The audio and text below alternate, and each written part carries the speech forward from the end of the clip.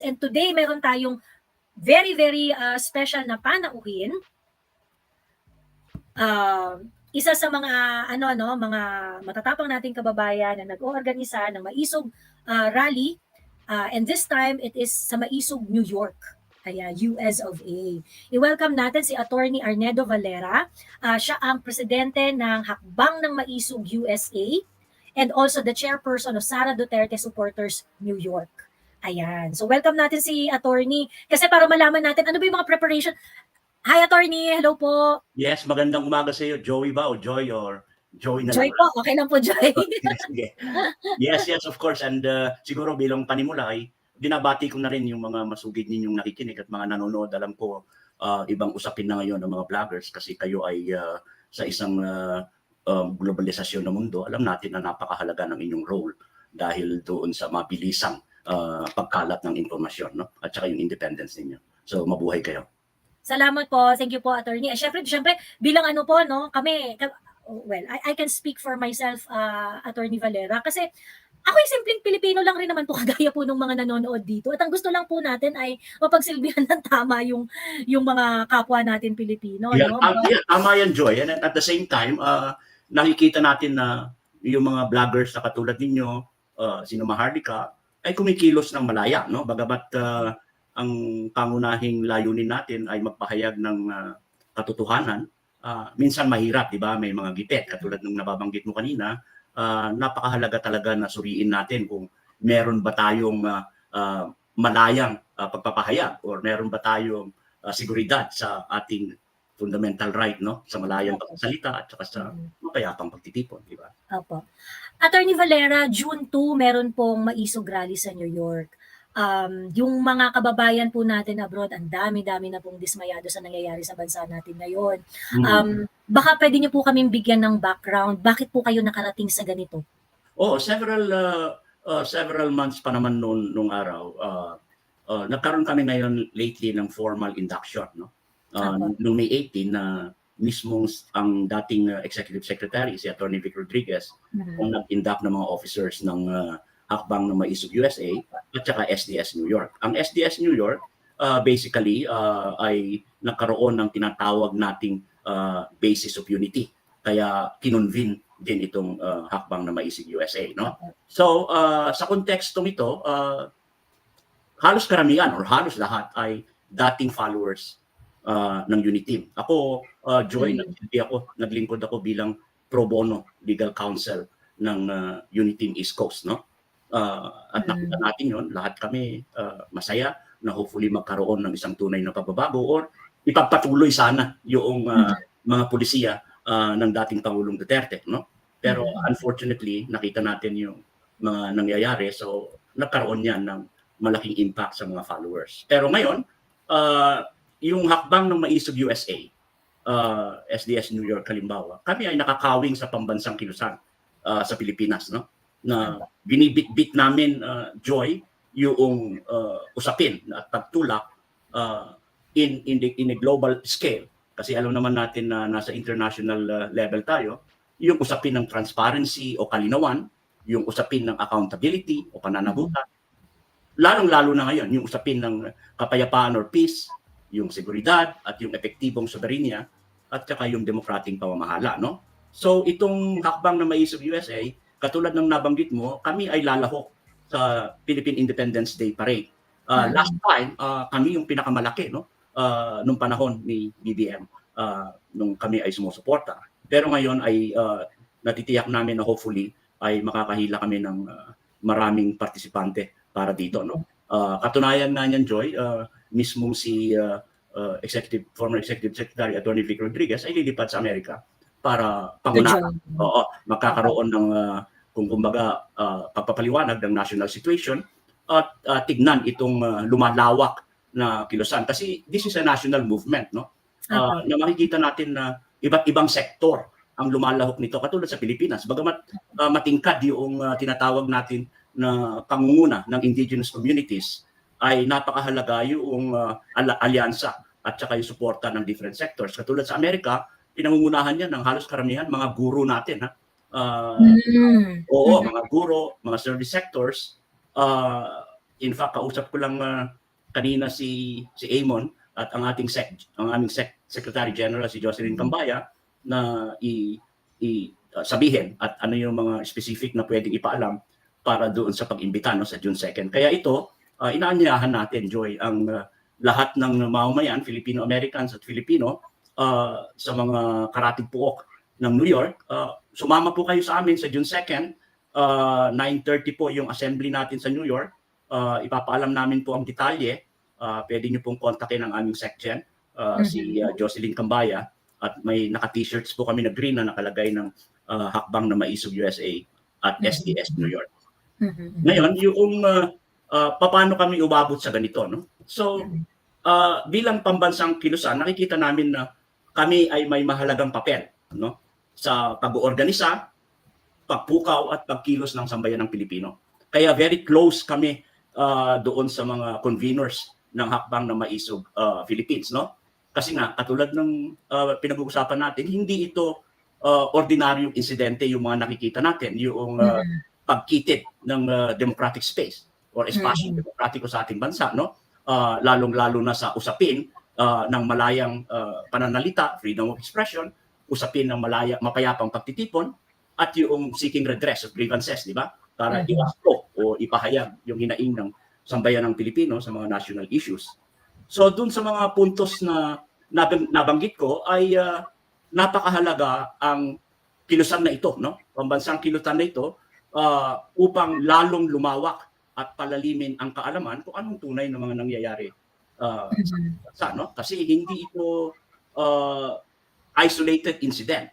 Tulad ng pinapaliwanag mo kanina, Joy, ay nakikita natin yan, yung mga yung pag-suppress or yung mga tinasabi natin na bakit kailangan pahirapan na mag-exercise ng ating fundamental o batayang karapatan sa ating saligang batas, di ba? Kasi ang sa saligang batas at kahit na sa batas na umiiral sa Pilipinas, ang kinakailangan ay i-regulate nila, pero yung karapatan mo na magpahayag, free speech, peaceful assembly, ay isa yan na hindi lang bahagi ng saligang batas, kinikilala yan sa buong mundo. So yung legitimong dissent or legitimate political dissent, basta nagawa mo yan sa mapayapang paraan, ay dapat yan respetuhin ng ating pamahalaan. So ayun, yun ang mabigat na nangyayari ngayon. Kasi kung titignan natin, suriin natin yung mga fundamental issues, halimbawa na pinapahayag ng Hakbang ng Maisog Pilipinas at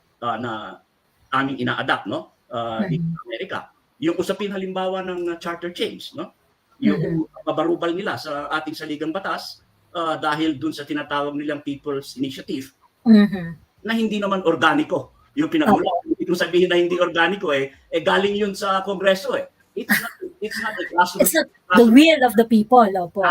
Tama. So, pero ang pagkaingatan natin diyan, bukod diyan ay meron pa silang creative ways of amending the Constitution. Kasi kung mababasura nga ang People's Initiative, I'm pretty sure na maraming abogado diyan at sasabihin nila, hindi, pwede tayo mag-convene ng Constituent Assembly kasi kontrolado naman natin ang Senado at ang Kongreso, di ba? So yun ang pinakamatindi. Pero bukod doon sa charter change, hindi sapat na sabihin natin at tutulan natin kung itong charter change na ito or itong People's Initiative na to.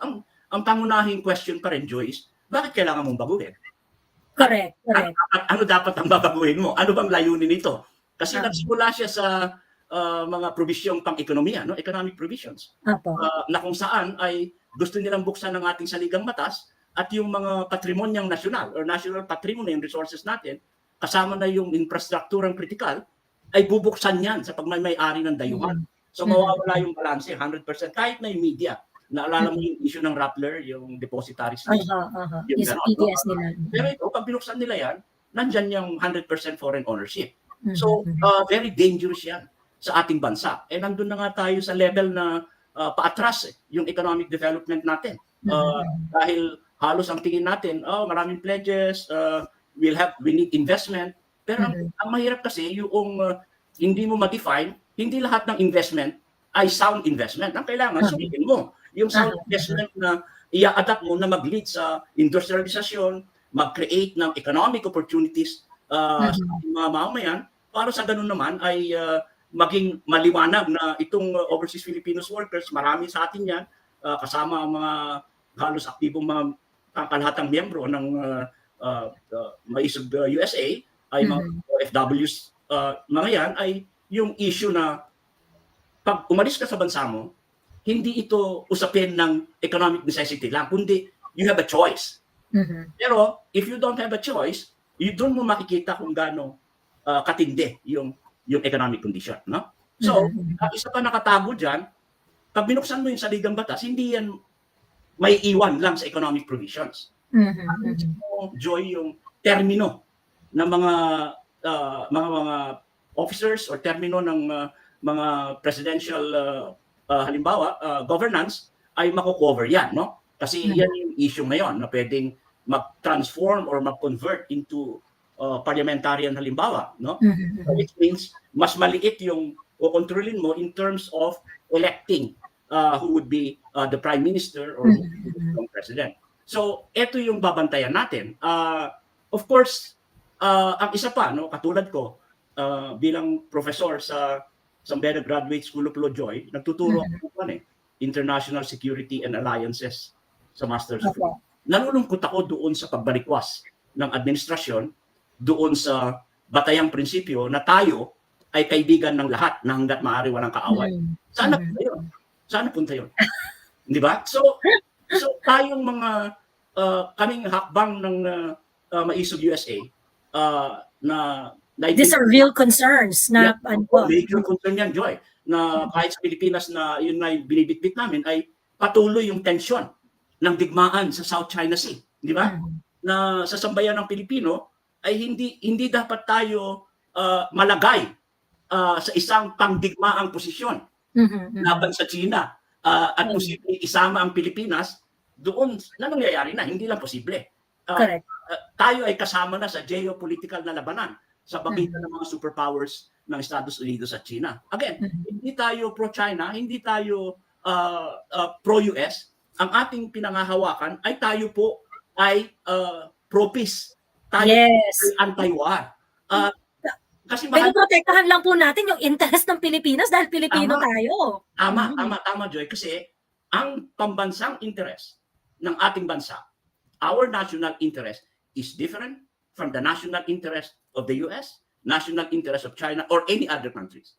So, kung dinefine mo ng ating foreign policy ay tayo ay kaibigan ng lahat at wala tayong kaaway, mas mabuti yon. Alam mo kung bakit? Kasi nakapaloob naman yan, Joy, sa ating saligang batas, no? Nakapaloob yan na ang digmaan, tayo ay tumatanggi na ang digmaan ay isang instrumento ng pambansa at panlabas na pulisiya natin. We renounce war as an instrument of national policy, di ba? And then pangalawa, tayo ay nuclear-free Philippines. Non-aligned tayo eh. Pero kung makikita mo na merong naka-angkla dyan na Patriot missiles, merong mga intermediate missiles range dyan sa ating dating base militar, pwede mag-create ng nuclear head. So yung tension na yan ay hindi yan naglalayon patungong kapayapaan. Correct. Again, dapat malaman ng ating bansa na ang nakaalam ko siyam na dekada yan, yung issue ng South China Sea. Na kahit sa ating lifetime, sa generation natin, Joy, bagamat baby boomer ako, mas malaking bata mo sa akin.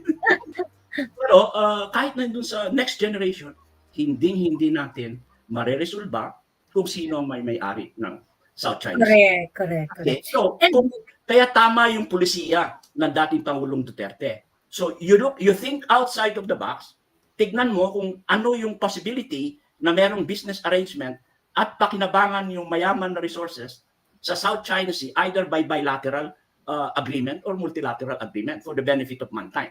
Hindi lang Pilipino, no? Kasi hindi tayo pwedeng nang pumaloob sa tinatawag natin na tensyon na ganito. Kasi ang ating pambansang interest, Joy, dapat i-emphasize natin, ang pambansang interest po ng ating bansa ay nakaugat sa kapayapaan, hindi sa digmaan. Kaya nga, di ba? Kaya nga tayo nag-create ng United Nations, yung precursor nito, yung League of Nations, dahil nga ayaw ng mundo ng digmaan. Correct. Yan ang pinakamahalaga. So, anong dapat tignan dito? Well, wala naman tayong ang tinatawag ko, hindi tayo nagkakaroon ng yung tunay na dialogue at talks about the China Sea issues, no? Kasi ang dapat tandaan natin, alam mo, binasa ko yung more than 357 pages na yan, Joy, ng arbitral ruling, no? Apo. Bilang professor, bahagi ko yan ng aking tungkulin. So sa kalaunan, ang sinasabi ng arbitral ruling at the end is ang intention at espiritu ng ruling na to ay bumalik po tayo sa negosasyon at diplomasya. So kasi hindi naman, bagamat it's a good start na invalidate ng 9-dash line na kino-question ngayon ng China, hindi sinabi na tayo ang may-ari ng South China Sea. Kaya mali yung political rhetoric. Oh, because of the arbitral ruling, we are now the owners of the South China Sea.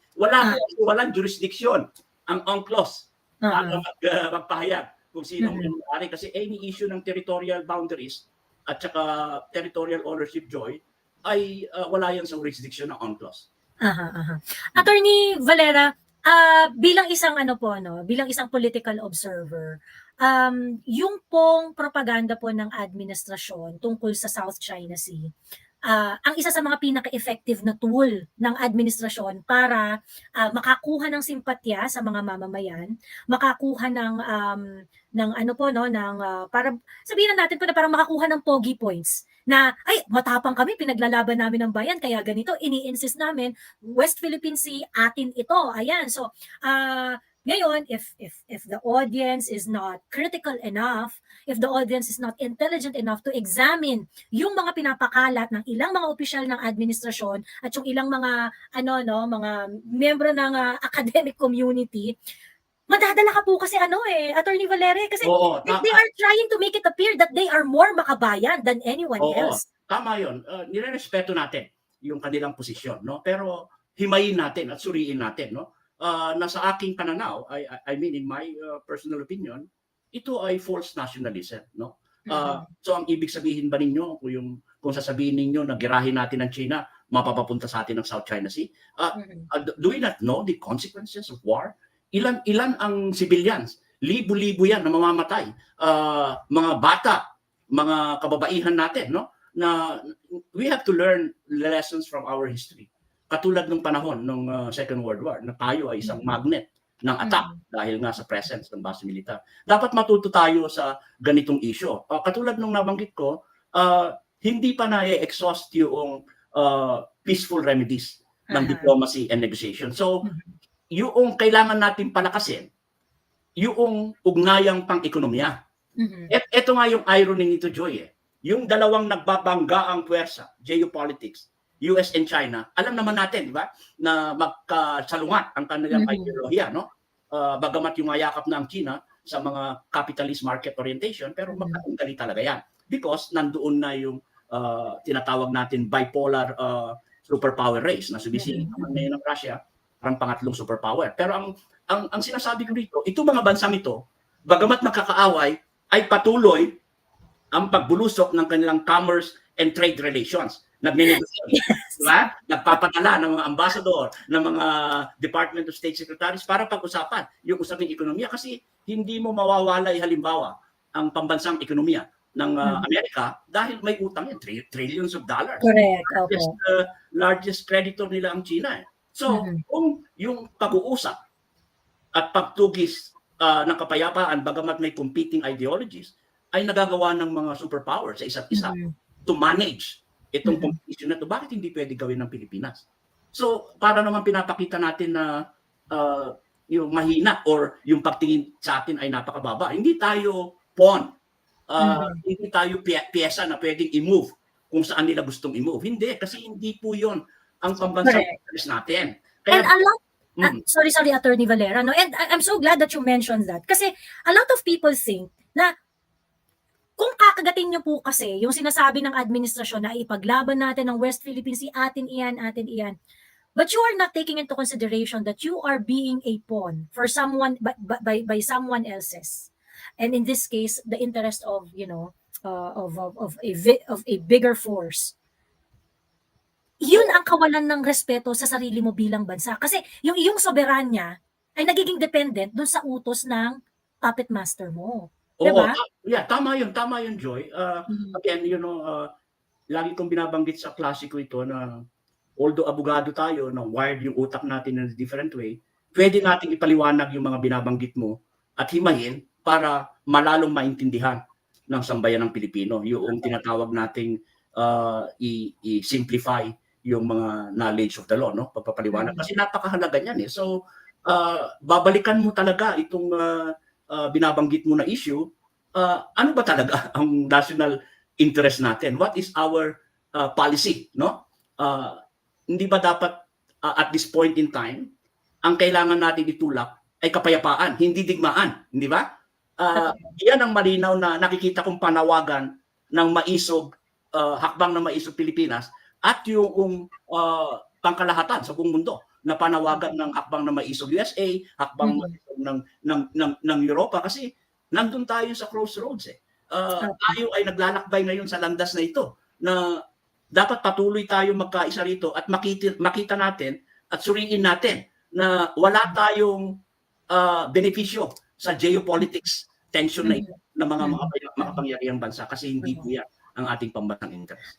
Attorney Valera, you mentioned 2 reasons already kung bakit kung bakit nagkaroon ng hakbang ng maisog. First, of course, is itong charter change na pinupush ng Kongreso na hindi talaga natin malaman kung ano talaga yung gusto nilang mangyari dito, and it worries a lot of people. In fact, I wanted to isusundot ko na rin po dun sa inyong punto na number 1. Yung insult ka po kasi na ginagawa nila sa sa mga mamamayan na yung walang habas na pagbibigay ng ayuda in order to get the consent of the people na magkaroon ng charter change. Isa rin sa nakakarimarim yan. And then yung number 2 po na mention ninyo is yung ito nga po nang nangyari dun sa polisiya na friends to all, enemy to none. Ngayon, nilalagay tayo ng ating Pangulo contrary dun sa mga pinangako niya nung eleksyon, contrary dun sa mga sinabi niya sa atin nung eleksyon. His stand now in the regional peace of Indo-Pacific region is totally opposite of what he promised to do. And so, oo, tama. At malinaw na paglabag sa ating saligang batas. Kasi nasa Declaration of Principles yan na we are renouncing war as an instrument of national policy. So, meron pa po bang kayong gustong idagdag na mga well, of course, of course, yung binabanggit natin Joy, na yung mga batayan ng pagkakaisa ng gustong lumahok sa hakbang ng maisog USA at SDS New York ay yung pagtutol sa authoritarian na pamamahala, no? Kasi dapat ilabas natin na tayo po ay mga mapayapang tao na itong ginagawa nating pagbigkas ng ating mga karapatan sa isang malayang pananalita at mapayapang pagtitipon, kung ito ay kinikitil ay hindi po tayo nakapaloob sa demokrasya. Tayo ay nasa isang authoritarian na pamahalaan. Ang prinsipyo ng demokrasya ay kung papaano natin pagtibayin ang mga karapatang pantao katulad ng nabanggit ko. No? Of course, isa rin sa mga layunin na napag-usapan ng grupo namin sa Amerika, alam mo, nagkataon lang, Memorial Day weekend dito sa Amerika. No? Mahabang bakasyon to. Ito yung araw ng aming paggunita sa kabayanihan ng sandatahang lakas. Kami rin, no, bilang bahagi sa Pilipinas, ay nabibigay-pugay kami at mataas na pagpupugay at respeto ang pinapaabot namin sa mataas na buong sandatahang lakas ng Pilipinas at ang ating mga kapulisan na lalo nilang pagtibayin na sila ay mahalagang haligi at matibay na institusyon ng ating demokrasya. Mahalaga po sila. No? So, nabanggit na natin yan, yung pagsulong ng prinsipyo ng kapayapaan, pero yung isa pa na sa aking personal na opinion, at ito naman ay binitbit ng hakbang ng maisog USA, ay dapat magkaroon ng transparency sa pagsulong ng voluntaryong drug testing ni Pangulong Marcos Jr. Kasi wala naman mawawala kung nag-test siya voluntarily at negatibo siya, yung transparent na testing, maaaring yayakapin pa siya ng sambayanan, no? Pero yung responsibilidad niya, kasi ikaw yung leader eh. So you enforce, you enforce the drug laws of the Philippines. Lalo na yung Comprehensive Dangerous Act ng 2002 ng Pilipinas. So napakahalaga yung mindset na yan. Napakahalaga na dapat yung apela ng sambayanan ay tugunan, no? Ay nagtataguyod ng responsableng exercise of political power para sa kalinawan ng lipunan, no? At of course, alam natin na patuloy pa rin yung paglaban natin na illegal sa illegal na droga, di ba? At mahalaga yung integridad ng liderato ng ating bansa kasi nandiyan yan eh. Kasi kung ang yung leader ay mayroong allegedly serious problem, no, sa cocaine use na again, ito ay dapat tugunan, no? Hindi lang para sa kanya, kundi puro sa lalong-lalo na sa bayanan. Kaya nga yan nga yung nagiging issue ngayon sa committee hearing ni Senator Bato, di ba? So, we'll touch it a little bit kasi nakita natin yung again, pagkitin at sinusubukan pagpigil. Pati na yung mga rigodon na nangyayari sa pagpapalit ng Senate President, etc. Yung Senate President pro tempore. Dalawang senador na aktibo doon sa investigasyon ni Senator Bato ay biglang naging Senate President, isa. So, maalis yung pagdududa. Kasi alam naman natin, the moment na nagkaroon ng ganyang matataas na palitan, ay katulad din sa pag-aaral ko sa mga iba't ibang direktiba at mga nangyayari sa mga iba-ibang pamahalaan katulad ng US, pag nagkaroon ng ganyang mga pagbabago, ay of course, primarily, ay gusto mo magkaroon ng isang alyansa na kung saan ay everybody sails on the same boat with the same voice tungkol sa mga legislative agenda. Tama yun sa matter of principle. Pero ang kadalasan kasi nangyayari dyan sa control na ganyan is yung pagpigil ng damage sa isang sibong issue halimbawa katulad din nasasangkot na ito. Kaya nga very critical bagamat pinupuri ko si Senator Bato, immediately yung pag-cite ng contempt halimbawa kay J.M. Morales na isang malaking kamalian yun. Ang problem kasi Attorney Valera, of course, the Senate is not it is not a court. Ang laki nung political aspect niya eh. And so, each and every senators would have their own agenda, and they would try to show a certain face to the people na ito kasi yung gusto naming makita ng tao. Kumbaga parang hindi na kasi siya talaga nagiging fact-finding situation eh. It is really more of like what you mentioned earlier. They wanted to control the damage that was brought upon nung paglabas ni Jonathan Morales because his story and his testimony about the PIDEA documents, his testimonies were very, very explosive na, diba? Paano natin na anuhin yan? How is Malacanang going to address this? Well, apparently, ang ginagawa nila, certain influence coming from Malacanang is creeping through the Senate para we all saw what happened. And hindi sa isip ng mamamayan, hindi po natin masasabi talaga na naging although Senator Bato really tried, and I commend Senator Bato for scheduling 4 hearings kasi sa totoo lang, I can imagine the pressure that he is receiving. Like I said, this is politics. Aside from the fact that it is a Senate inquiry, it is a hearing in aid of legislation. This is also a very, very political exercise. And I can imagine the pressure that Senator Bato is getting because he made it happen. Kaya nga Joy, ang objective take ko dyan, kahit saan mo tignan na anggulo, mahalaga yung investigation ni Senator Bato. No? Pero ang usapin dito ay accountability and transparency. So may mga explosive facts na lumabas na nakikita ko ay saklaw pa rin ng committee yan investigation. Pero dito sa pagpapalit ng liderato at yung mga patuloy na pag-destroy ng credibility ni J.M. Morales ay hindi ako magtataka na pwedeng i-strip ng chairmanship si Senator Bato later on pag nag-resume or ipatigil na ito. Kasi yun naman ang design. Kahit na yung swabing pasok ni Senator Escudero na kung saan ay magkatugma sila, kino-question talaga yung credibility. Kaya nga yung ginawa nila halimbawa, yung sinasabi ni Senator Escudero na itong hearing na ito ay batay sa kopya kasi yung kopya nga lang yung nilabas ni. So bakit hindi mo tanggapin yung kopya ng PIDEA? Hindi na, just yun naman, ang linaw-linaw ng diferensya kasi yung kopyang tinutukoy ni Morales bilang resources speaker, pinangatawanan niya nga gumawa niya. In-identify na nga ng gumawa ng maker. Pirma ko po yan, akin yan. Lang, ang problema, yung original nawawala, nasa PIDEA Aha. Ngayon, yung isa naman, sabihin niya, kopya yung personal data sheet. Tama, kopya yun. Pirma ko yan. Pero nasaan yung mga ibang papel? Kasi hindi naman ako tatanggapin na agent ng PIDEA kung ako ay may sala, kung ako ay hindi na-clear. Sila, hawak yun ng PIDEA. So, Oo. magkaiba yun. Magkaiba yung Tama. context na yun. Pati na yung, kaya nga, tinurigsa natin ang ating kaibigan na si Senator Bato, bagamat sinasabi mo nga na ginagawa niya yun, hindi mo pwedeng i-cite in contempt yung On resources that basis. yung resource speaker mo, Joey. Opo. Kasi yun ang batayan mo eh. The Tama. moment na sinight mo in contempt yung resource speaker mo, sinira mo at in-undermine mo yung credibility ng committee mo. Magkaiba naman yung kanilang cite in contempt ni Picoy. Si Picoy, halatang kumbaga sa teleserye ng mga Koreano, ito yun. Talagang sinasabi niya, katang isip.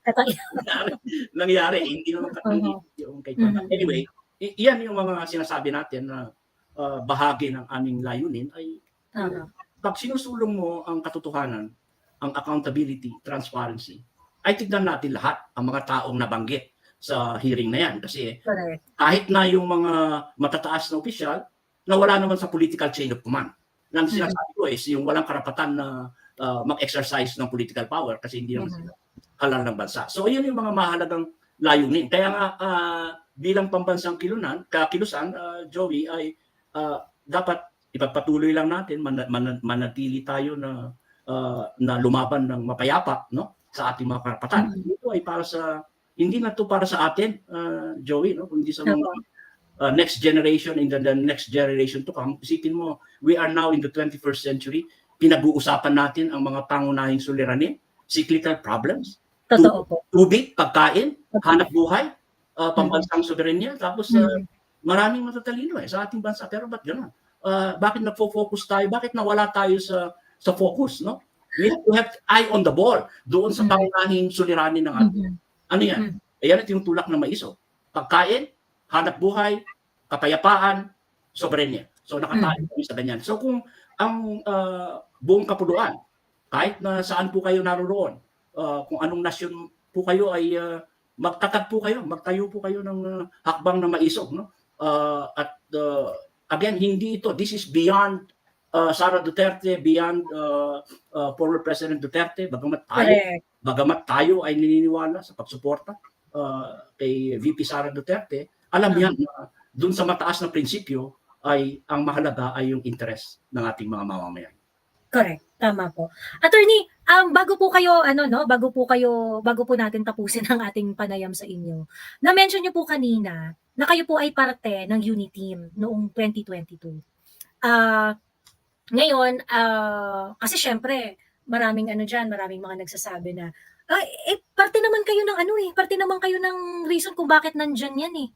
Tapos ngayon, ayaw nyo na, tapos ngayon, kinikriticize nyo na. Ano pong masasabi nyo sa mga ganitong mga remarks na ibinabato sa mga dating sumusuporta sa Pangulo at ngayon ay heavily criticizing the policies of the government?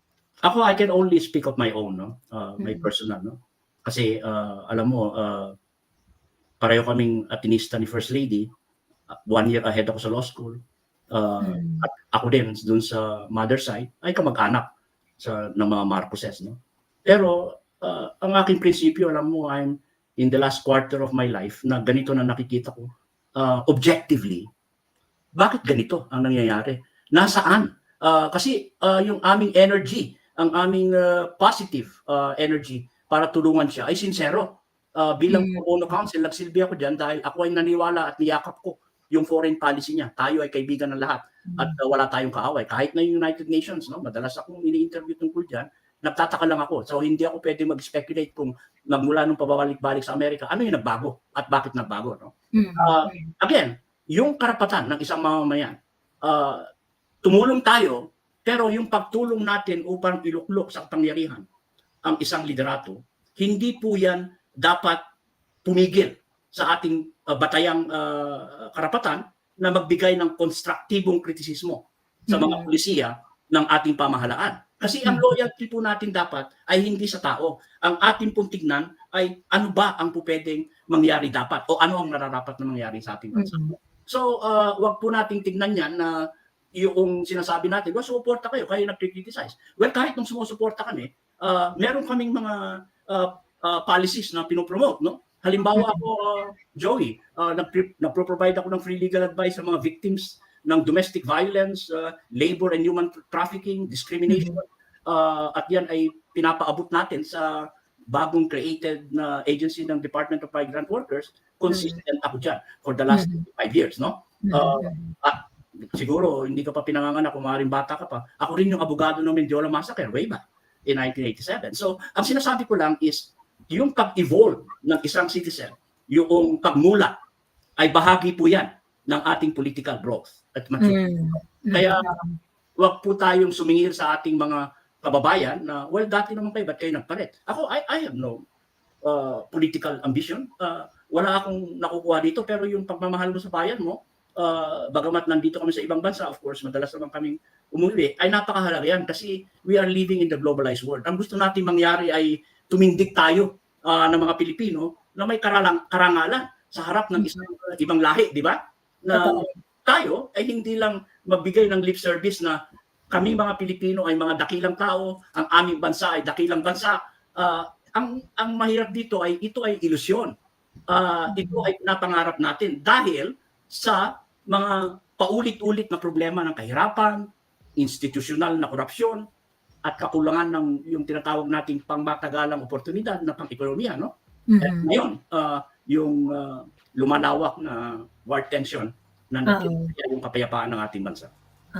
Attorney, kasi sa madaling sabi, no, hindi naman tayo yung nagbago eh. Hindi. Ang nagbago, kasi, napakasimple lang ng gusto ng tao, napakasimple lang ng gusto ng Pilipino, mapagsilbihan ang bansa, mapagsilbihan ang mga Pilipino. And that's what, that was promised to us. Yun yung ipinangako sa atin noong 2022. Ngayon, nandito tayo ngayon, naniningil lang tayo. Naniningil lang tayo ng mga pinangako, asa na yung mga, nung kinukuha ang ating simpatya, asan na yun?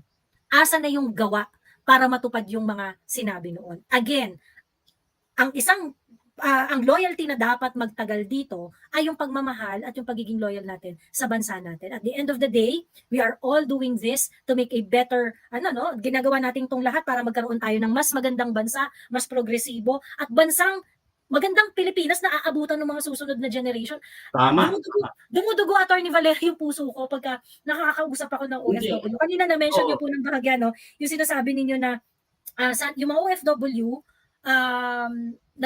karamihan sa mga OFW nag-a-abroad, of course, yung iba dyan, out of choice. But of course, yung iba sa mga OFW natin, umaalis because there's no opportunity here. Walang oportunidad dito. At alam naman natin yan, fundamental migrant yan, migrant right ang umalis. Kasi alam mo naman, napakalaki ng inaambag po ng ating mga OFWs. And kukunin ko na rin itong pangkalahatang opportunity na saludo po kami sa lahat ng mga OFWs, hindi lang sa Amerika, no? Alam mo, pro bono legal services, lawyer ako ng mga nurses dito na na-recruit, ng mga teachers. At sa ibang bansa rin, ay kung wala po kayo, hindi po may pawan ng ating bansa ang krisis na ito. Kasi nagsusustain tayo sa ating ekonomiya. Kaya mahirap na paulit-ulit na yung katulad na nabanggit mo, minsan sumisikip yung dibdib mo talaga, tatawagin kang modern day heroes. Pero pagdating sa pag-provide ng legal protection, bakit napakahirap? No? So alam natin yung halaga. Kasi ang ating mga OFWs, magugulat ka na lang. Because of economic opportunities at yung pag-raise ng level of purchasing power, they produce doctors, they produce teachers, they produce nurses, at iba't iba pang mga magandang trabaho. Pero ang problema mo, external yung support na yan. Paano kung yung balon ng remittances ay matuyo, di ba? So kinakailangan yung sinasabi natin na panawagan nga ng hakbang ng Maisog USA at buong hakbang ng Maisog sa Pilipinas, mag-focus po tayo sa ating basic needs. So basic needs approach lang muna tayo. Usapin ng pagkain, usapin ng trabaho, economic opportunities. Kasi isa yung para tayong kalat sabog. Sabog yung ating polisiya na iba't issue yan. Pati ba naman yung mayor ng Banban Tarlac, napatulan pa. Kawawa naman yung batang yan. Sa loob ko, meron siyang tinatagong lihim na naintindihan natin. Kinahihiya niya yung sa sarili niya, na nilabas na lang niya. Yung top secret niya na emotional and psychological na anak siya sa labas. mabigat yun. Tapos sasabi, meron naman tamang proseso dyan. Correct. Oo, meron para, kung gusto nyo sipakin nyo, pero Diyos mio, pati ba naman yan, ginawa niyong espiya ng China. Ang tindi naman ng espiya niyan. Tawa-tawa naman yung niluluto ninyo na ganyan. Pero what I'm just saying is, tayo mga mamayan, mulat tayo, mag-isip tayo, dahil bahagi natin ito. Kinakailangan tayo ay maging agents of change at proteksyonan natin yung mga demokratikong proseso ng ating bansa, yung pag-respeto. At wag tayong pumayag na yung ating mga karapatan ay tatapak-tapakan na lamang. Tama. At wag tayong pumayag na yung ating yung ating karapatan na kaya po kami, especially we want the hakbang ng Maisog New York. Gustong-gusto po namin na yung hakbang Maisog New York ay maging successful talaga para makita talaga ng ating administrasyon ng gobyernong ito kung ano yung uri ng pagsasama-sama na kayang gawin ng mga Pilipino pag walang nakahadlang, pag walang nanggugurgur. Tama. So, tama yan, Joy. Kaya nga, uulit-ulitin natin na tayong lahat, kahit saan sulok tayo ng daigdig, tayo ay tinatawag natin bahagi ng pagmulat ng kaluluwa ng mga Pilipino. Yan ang ating role. Binubuhay natin yung ating angking likhang tapag, no? In a good way. Hindi yung banat ka lang ng banat na pekeng nasyonalismo, pinapakita mo yung tapang. Hindi. Tayo, ang pangunahin natin, tayo ay masiglang mga disipulo ng mga mapayapang panlipunan at pampulitikang pagbabago sa Pilipinas. Hindi tayo po pwedeng mag-guide ng ating emosyon. Walang nawawalang teritoryo sa Pilipinas. Patuloy na nilalaban natin yan. Pero at this point, ang napakahalaga po ay sundin natin ang espiritu ng arbitral ruling, balikan po ang diplomasya at negosasyon. At tignan po, think outside of the box para matuloy at magkaroon ng kahit na panandaliang solusyon, goodwill gestures para maisip itong tension sa South China Sea. Attorney Valera, imbitahan niyo po yung ating mga kababayan para po sa June 2. Okay. Para sa lahat po, no, yung mga pwedeng dumalo po, pwede kayong sumama sa hakbang na Maisog USA and SDS group sa June 2 po. Tayo po ay paparada. Bit po natin ang mga mahalagang issues ng ating bansa na naka-placards. May mga statement tayo at ang ating pangunahing panauhin ay si dating former Executive Secretary Vic Rodriguez. And mamaya ay makikipanayam ko po si Maharlika, ang ating kaibigan. At patuloy din kayo mag-imbita. Hopefully, siya ay makadalo rin, no? Oo nga po para talagang maging explosive po ang event, no po? Hindi, pero alam mo, ang mahalaga dito is yung it gives yung nakakataba ng puso na makita natin na merong indikasyon ng matibay na pagkakaisa. Basta kahit na issue-based tayo, hindi naman tayo kailangan padala na emosyon. Alam natin na ang kada individual may sariling way yan of expressing and conveying his or her protest. Hindi ba?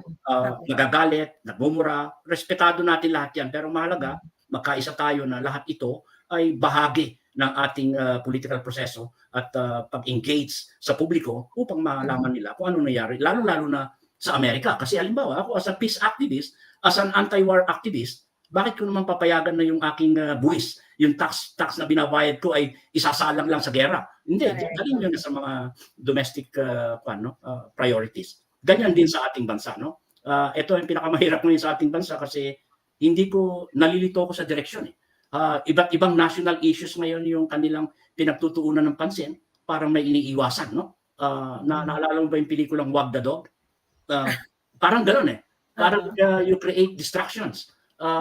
So, bahagi po yan ng ating role na pag tayo ay tumutugis ng katotohanan, alam natin na napakahirap po yan. Pero sa isang nagkakaisang mamamayan, nagkakaisang isipan ay, at the end of the day, we will be successful kahit na hindi mabilisan. No? Ang mahalaga po ay kumikilos tayo. Correct. Opo. Sabi ko nga, yung iba kasi nagsasabi, yung ibang mga kababayan natin, pagka nag-rally kayo, anong mangyayari? Pag nagano kayo, anong mangyayari? Pagka anong next na? Alam niyo po, yung mga ganitong klaseng pagpapahayag, yung ganitong klaseng paglalabas ng mga kritisismo, hindi po immediate ang impact niyan. Kung matatandaan po ninyo, noong panahon po noong mga previous administration. Ang dami nating frustrations noon sa administrasyon ni dating Pangulong Noynoy Aquino. Galit na galit tayo sa SAP 44 yung nangyari sa kanila. Galit na galit tayo doon sa pag-handle na sa Yolanda. Galit na galit tayo doon sa nangyari doon sa hostage crisis sa Quirino Grandstand. Ang dami-daming mga ginawa noong panahon ng dating Pangulong Noynoy Aquino na talagang pinag-usapan natin, inalabas natin yung galit natin. Pinag-diskusyon to sa social media, usapan to sa lansangan, usapan to kahit saan. What happened to that? We were able to elect someone that is totally out of the box. And so, the Filipino people elected a president in the person of Rodrigo Roa Duterte. Bakit? Kasi ayaw na natin ng ganong politics. Ayaw na natin ng ganong walmang politics. Now, wag nating maliitin yung mga ganitong klaseng pagkilos, no? Ito po ay buto. Ito po ay buto na tinatanim. At pag ito po ay tumubo, although it may take time, ay importante nagsimula kang magtanim ng buto. Tama. Alam mo, Joy, sa gitna ng mga napipintong mga political na karahasan, pagkitil ng democratic space sa ating bansa, yung basic violations ng fundamental rights. Kung ikaw ay magiging spectator lamang or pupunta ka sa isang tabi, mas matindi ang consequences niyan. Mas matindi ang tinatawag nating destructive consequences. Kasi bakit? You preserve the status quo. And then pangalawa, dahil walang kumikilos at walang tinig na narinig na lehitimong disensyon naman ang pinapahayag, ay lalong lalakas ang loob at lalong mong pinalalakas ang authoritarian rule. Kasi sasabihin nila, well, walang kikilos dito, walang mangyayari. Ituloy lang natin ang ginagawa natin. Yan po ay isang salungat po yan sa dinamiko ng pagbabago. Kaya kahit nasa kasaysayan ng pagbabago sa buong mundo, alam natin, no? Minsan nauuwi sa karahasan. Pero tayo naman, mensahe natin ay sa isang mapayapang pamamaraan. Kaya ngayon nabanggit mo, you plant the seed, you nurture it. Alam natin naman napakahirap, pero if we don't do this now, kailan pa natin gagawin, di ba? Correct. At ito ay karapatan natin bilang mamamayan. Huwag natin tignan sa anggulo na immediate yung result, immediate yung effect, no? Kasi alam mo, ang ganito mga proseso ay gumugulong yan. You mobilize, you organize, you educate people, you galvanize the forces. Parang mga ganyan yan, no? Kasi hanggang umabot dun sa usapin na ang sambayan ng Pilipino, kaya nilang itulak na tama na po ang ginagawa natin. Kailangan po natin ng tunay na pagbabago, kailangan po natin gawin ito. So, alam mo yung tinig ng mamamayan, hindi natin po pwede yan i-second guess, no? Napakahalaga yan kahit na paunti-unti. Kaya nga yung panawagan natin, yung mga hindi makakadalo, yung makakaambag sa mga hakbang na maisog sa Pilipinas, kahit na anong ambag ninyo, yan po ay kikilanlin at saka yayakapin po yan ng buong pagmamahal. Pero panawagan po ulit, Joy, na sana ay lumahok po tayo, no? Kami po ay naka-green t-shirts doon on June 2. Inuulit ko po, 9:30 yung assembly time. Ang aming mga officers, led ng aming Secretary General si Jocelyn Cambaya, at ang kaibigan mo si Amon, na napaka-aktibo niya. Minsan parang gusto ko, dapat ang tawag mo sa akin kuya, para magmukhang bata ako ng konti. Ay, wala pa problema dyan. Attorney Valera, si Jocelyn, ang Secretary General po ng Maisog New York ay si Ma'am Jocelyn Cambaya. Ito pong nasa po natin, ano? Oo, nag-usap na kami niyan, at saka yung committee ng Hakbang ng Maisog USA at SDS, katulad ng nabanggit ko, very professional sa mga teachers. Kaya magugulat ka na lang kung gaano ka-systematic, gaano ka-organized, kaya mahusay sila sa ganyan, and makipag-contact lang yung mga interesado. I hope you will join us kasi makasaysayan po ito, no? Tayo po ay malaking bahagi at saka mahalagang bahagi po ng Hakbang na Maisog Pilipinas Movement. Maraming salamat po, Attorney Valera, at hangad po namin na magtagumpay ang Hakbang ng Maisog New York. Excited po kami dyan kasi lalo na po ngayon, mainit ang sitwasyon dito sa Pilipinas. It's very, very difficult to mount a Maisog rally here. Napaka-primitibo nung problema namin dito. So, sana po magtagumpay po kayo dyan. Pinapanalangin po namin na maging mapayapa at matagumpay ang pagkilos ng Hakbang ng Maisog New York. At ang mga susunod pang Hakbang ng Maisog, magkakaroon rin ng Hakbang ng Maisog sa Japan. May date na rin yan, June 8. Sa Hong Kong, ino-organize na rin, at sa Taiwan. So, antabayanan po natin yung mga susunod na detalye para dun sa mga yun. Maraming salamat, Attorney Valera. Sana po makasama pa po namin kayo next time para pag-usapan naman yung iba't ibang mga ano, no, yung mga iba't ibang Marami tayong issue. pwede pag-usapan. Alam kong medyo maiksi ang ating panahon, pero marami tayong Opo. panahon dyan, Joy. Salamat muli sa pagkakataon talagang sa ngalan ng Hakbang ng Maisog USA at SDS New York. Thank you for helping us invite people para dumalo at makasama namin sila sa Philippine Independence Day Parade, June 2. Doon po, 9:30 ng umaga sa New York. Nandyan po ang Hakbang ng Maisog USA. Parada po kami dyan at ng SDS New York. Ang ating bisita po ay si former Executive Secretary Vic Rodriguez and of course si Mahardika. Maraming salamat. Thank you very much, Attorney Valera.